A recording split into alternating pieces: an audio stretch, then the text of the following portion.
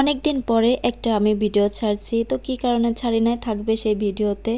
তো তারপরে ছিল দুপুরের খাওয়া দাওয়া এবং শপিংয়ে গিয়েছিলাম, কি করেছি সেটাই থাকছে এই ভিডিওতে। প্লিজ স্কিপ না করে ভিডিওটা ফুল দেখে যাবেন।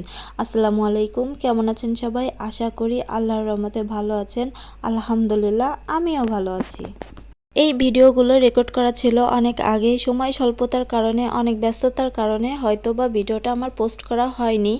তো হয়েছিল কি, দুপুরবেলা আমি রান্না বান্না করার জন্য প্রথমে চিংড়ি মাছ নিয়েছিলাম। চিংড়ি মাছটা আগে থেকেই কুটে কেটে নিয়েছিলাম, সুন্দরভাবে ধুয়ে পরিষ্কার করে।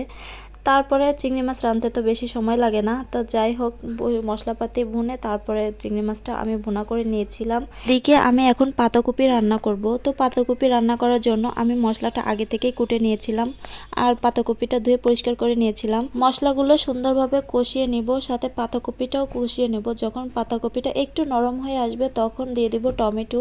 টমেটো দেওয়ার পরে দু একটা বাসি দিয়ে নিব। বাসি দেওয়ার পরে যখন হয়ে আসবে তখন একটু জিরে গরম মশলা গুঁড়া ছাড়িয়ে দেবো যেন গন্ধটা না বের হয়। আপনারা এভাবে রান্না করে খেয়ে দেখতে পারেন, মাশাল্লাহ অনেক সুন্দর হবে। অনেক দিন ধরেই ভিডিও আপলোড করা হয়নি, মেয়ের পরীক্ষা ছিল।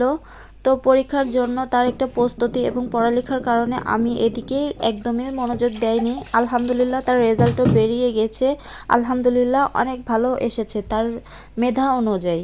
তো আপনারাও দোয়া করবেন। বিকেলবেলা গিয়েছিলাম দৌলতপুর মার্কেটে। তো আমাদের আশেপাশে একমাত্র দৌলতপুরই একটু পাশাপাশি হয়। তো এখান থেকে গজ কাপড় কিনছিলাম, যেটা নেবেন 70 টাকা গজ, আড়াই হাত বহরের, একটু রিজেক্ট ছিল। তো তার জন্য আমরা এগুলো নিয়েছিলাম বাসায় হেজাব বানানোর জন্য, নামাজ কালাম পড়ার উদ্দেশ্যে। তারপরে এইখান থেকে গজ কাপড় নেওয়ার পরে একটা দোকানে গিয়েছিলাম। এই দোকানে হচ্ছে যা নেবেন 60 টাকা, প্যান্ট গেঞ্জি সব কিছুই মিলাই আপনারা যেটাই নেবেন 60 টাকা। তো আমরা এখান থেকে কিছু নিয়েছিলাম।